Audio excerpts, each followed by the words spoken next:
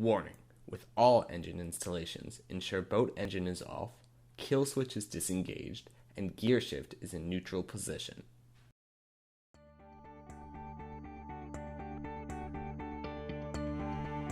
Place StingRay Junior as far forward on cavitation plate as motor will allow. If the gap needs to be narrowed to fit a smaller engine, remove nut and bolts from the center of the StingRay Junior and separate into two parts. The unit was made to be reduced in 1/4 inch increments. Cut the same amount from both halves until StingRay Junior fits your motor. Refit the two pieces together as one unit. There will be flow marks. They are a natural part of the production process. This does not affect the integrity of the item.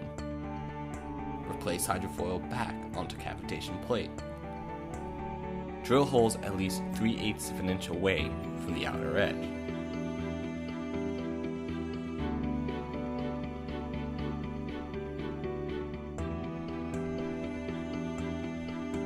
Remove hydrofoil and snap black rubber washers on bottom of the hydrofoil.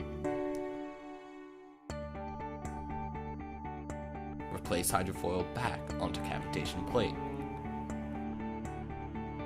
With the white side of the locking nut facing up, insert the 4 locking nuts on top of the hydrofoil in pre-drilled areas.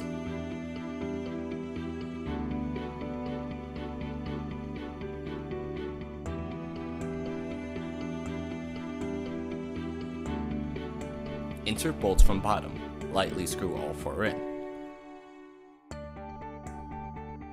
After all 4 are in place, gently tighten up.